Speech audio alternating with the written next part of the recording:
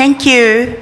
And I changed my title, but it's not reflected, I think. So my title is Tips for the. Oh, sorry, just a second, please.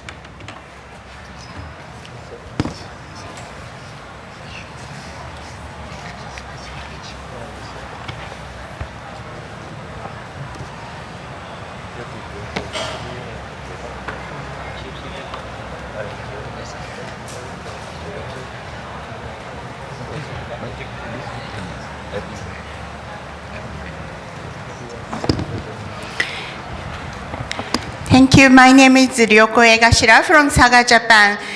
Thank you, Prof. Minton, for giving me this opportunity. So I have questions for the audience regarding the interpretation of interstitial lung disease. No? Sorry. Who are good at ILD? Please raise your hand. Oh, just one? Oh, just two. So sad. So who are not so good at, but I like it? Oh, fine, thank you. So who does think ILDs are not making any sense? I don't understand ILDs at all. Oh, you are. Okay, thank you. So let's start. Actually, in Japan, general radiologists and radiologists specializing in other organs are usually not good at diffuse lung disease because diagnosing diffuse lung disease is very complicated. The pulmonary system can be affected by many different things: inhaled materials, circulation dynamics, diseases of the lungs, then cells, infection. Also, lung is a weak organ, so scarring, fibrosis, and damaged by other infection or something, it's already there. So everything is at the same time. That's a problem. Let's start with this case. 66-year-old man came to our hospital with dyspnea for 2 years. He was diagnosed with interstitial pneumonia at Clinic A and was under observation. 3 months ago, he visited Clinic B, who repeatedly injected him with dexamethasone. A few days ago, he went to Clinic C and then was referred to our hospital. He was a current smoker and had a slight fever. This is a HRCT at the initial visit. CT images shows diffuse ground glass opacification and subpleural reticulation with basal predominance. Traction bronchiectasis and subpleural small cystic changes are also seen. What do you think of this case? We will come back later to this. Let's start my talk. 3 tips in interpretation of HRCT in diffuse ILDs, and then move to HRCT features of fibrotic HP. Currently, the classification of idiopathic interstitial pneumonia is based on the one published in 2013. The IPF guideline was published in 2018 as a joint statement from 4 academic societies, which is a kind of instruction manual specific to IPF and does not affect the classification itself. Also, an updated version was published last year. Idiopathic interstitial pneumonia can be divided into 3 major categories: chronic fibrosing, smoking-related, and acute, subacute. In this lecture, I will discuss mainly chronic fibrosing type. We radiologists can only diagnose the morphological pattern and cannot determine whether the disease is idiopathic or not. But it is important to suggest the possibility of any causes of secondary interstitial pneumonia. Basically, what we see on the images is, in the UIP pattern, the fibrotic process following subclinical alveolar epithelial injury. While in the NSIP pattern, we are looking at findings that reflect inflammatory pathology and associated fibrosis. We also see inflammatory process in acute or subacute interstitial pneumonias.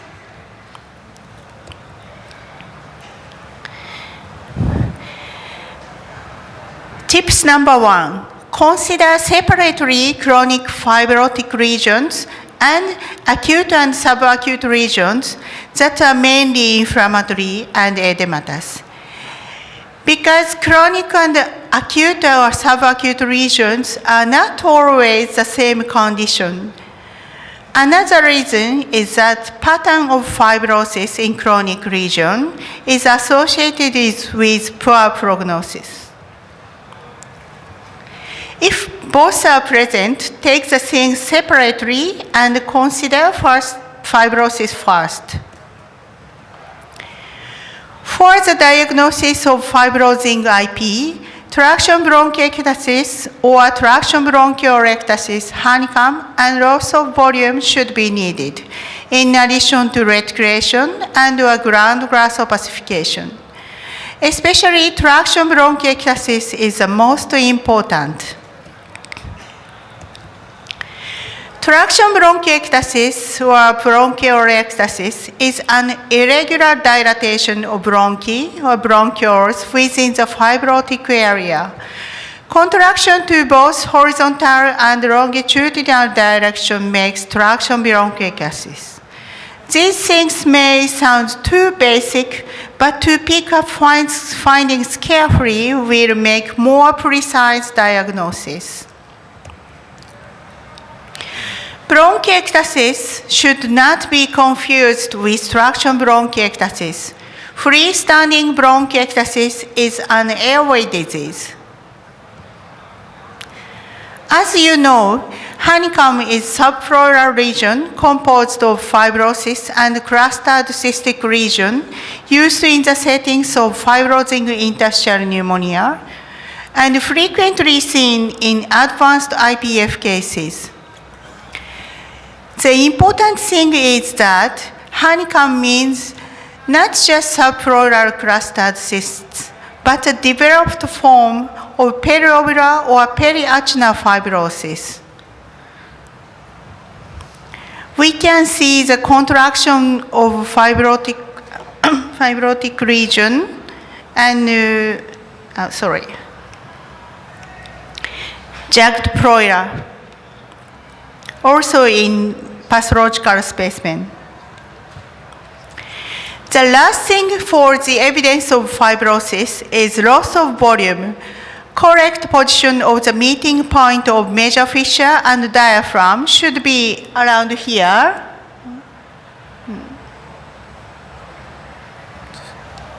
Around here? Can you see? It's quite difficult. And the fibrosis with lower lobe predominance, let it be backward. Tips number 2, understand and be sensitive to the characteristic findings of the UIP pattern fibrosis. Because regardless of the etiology, the UIP pattern is a risk of progression or acute exacerbation.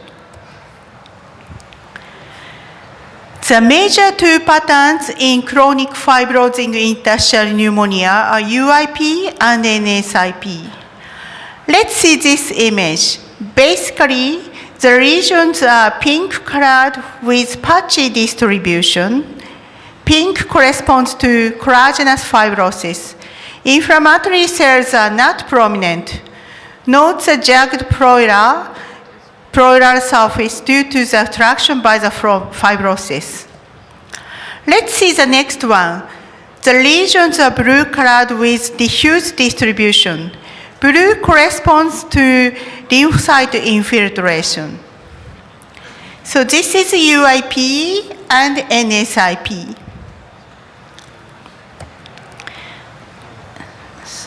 Sorry. The important characteristics of UIP pattern is a fibrotic region adjacent to the pleura.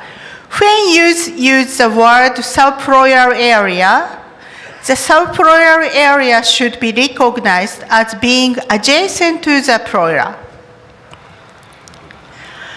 Regarding the guideline diagnosis, fibrotic region showing subpleural basal predominance with honeycomb is UIP pattern.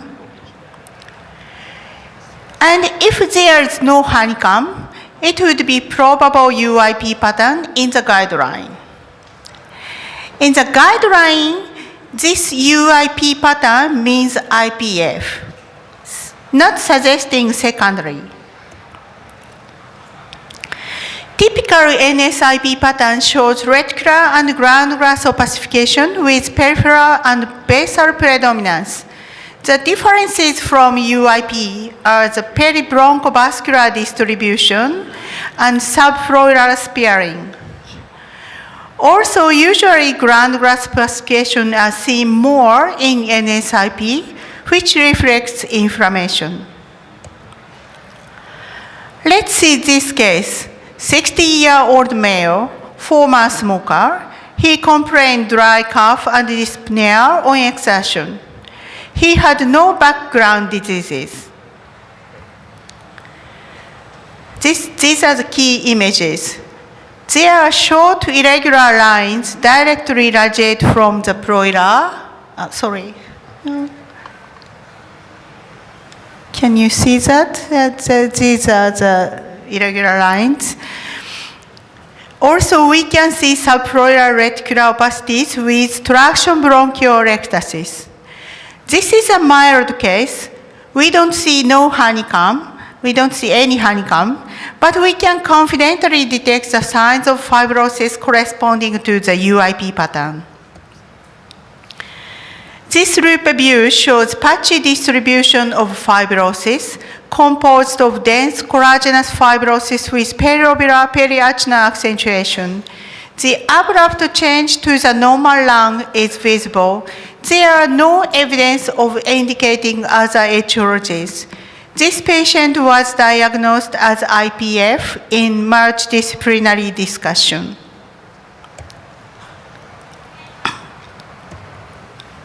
So let's go back to the first one.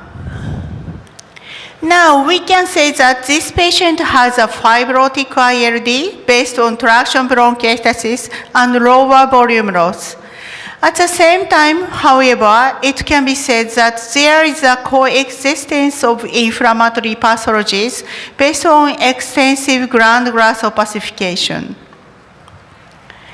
In terms of the pattern of fibrosis, the HRCT image from the upper lung shows reticulation just below the pleura and small cystic changes like honeycomb. It is similar to the UIP pattern. While the lower lung image shows reticulation along the bronchovascular bundles, it is similar to the NSIP pattern.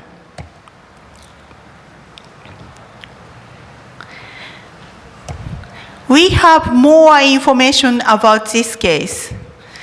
The patient has had many indoor animals and increased level of C-reactive protein, KL6, and SPD was seen.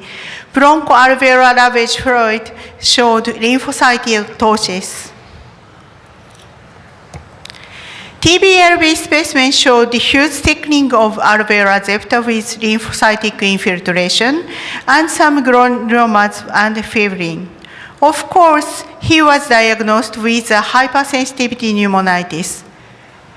If clinical, radiological, and pathological findings are all suggestive of hypersensitivity pneumonitis, as in this case, the diagnosis is easy to make. Tips number 3. Combination of fibrotic ILD and other findings are accrue to secondary ILDs. Other components means cellular IP, organizing pneumonia, and airway lesion. They correspond to glandular opacification, consolidation, and mosaicism or something. If we see a case with UIP pattern fibrosis with those extra findings other than reticulation or honeycomb lesions, we should suggest clinicians to that there is a possibility of secondary interstitial lung disease. These are examples of UIP pattern with extra findings. Both cases have subpleural UIP pattern fibrosis, including honeycomb, but this one has consolidation,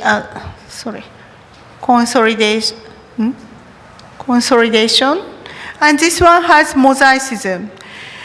They are rheumatoid arthritis and fibrotic HP. If you see a case with NSIP pattern, the possibility of pure idiopathic case would be extremely low. Most NSIP cases will be connective tissue disease or will be positive for some kind of autoantibodies. As a representative of combination of fibrotic ILD and other components, let's move on to HRCT features of fibrotic HP. Fibrotic HP is the most important differential diagnosis of IPF. Known CT findings of fibrotic HP are here. Findings of fibrosing ILD are necessary to make a diagnosis. Diffuse centrolobular nodules, extensive GZO, mosaic attenuation, and/or air trapping were reported. In short, combination of fibrotic ILD and inflammation or small airway lesions are the characteristic of fibrotic HP. In addition to those, fibrotic HP can show funny distribution in both vertical and horizontal image.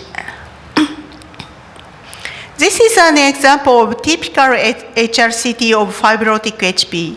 HRCT images show diffuse fibrotic ILD with 3-density pattern. 3-density pattern is an important finding to suggest fibrotic HP. It means a combination of 3 different attenuation, normal, GGO caused by parenchymal inflammation, and lobules with decreased attenuation. This name was made by us in the making process of HP guideline as a rephrase of Hedges sign. Expiratory CT images beautifully demonstrate the parenchymal areas that lack the normal increase in attenuation and the volume reduction of normally ventilated lung, like this. There is a difference in distribution of fibrosis. As you know, IPF shows subpleural and basal predominance, and usually upper inner zone is spared in IPF. However, in cases of fibrotic HP, we sometimes see fibrotic region in upper inner zone and sometimes showing peribronchovascular distribution. This difference in the distribution may be a result that fibrosis in HP sometimes start from the upper zone.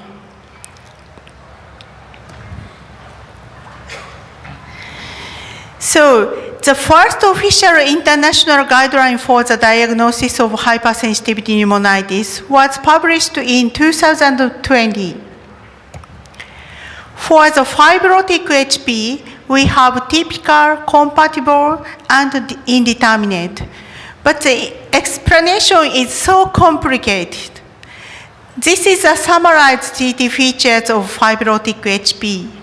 The word typical HP does not mean frequent findings of HP, but a pattern suggestive of a diagnosis of HP.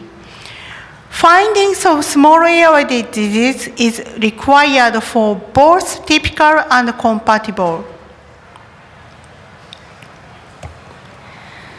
So how about this?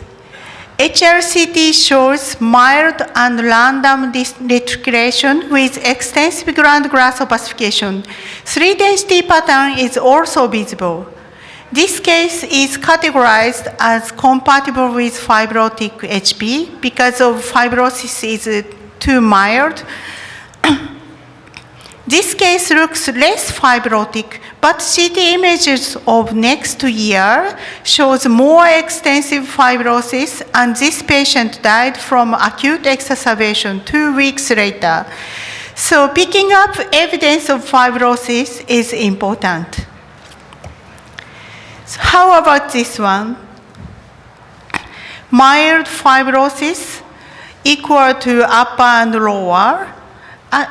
Axial plane, diffuse or random distribution, but findings is mainly GGO.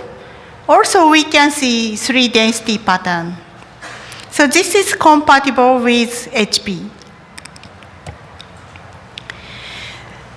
So these are take-home messages. Please remember the 3 tips. Consider separately chronic and fibrotic regions and acute or subacute regions. Understand and be sensitive to the characteristic findings of the UIP pattern fibrosis. Combination of fibrotic region and other component are clue to secondary ILDs. Cases with HRCT findings composed of fibrotic ILD and inflammation or small airway disease may be candidates of fibrotic HP. 3-density pattern is important. Fibrotic region in fibrotic HP may show the funny distribution in both vertical and horizontal. Thank you for your attention.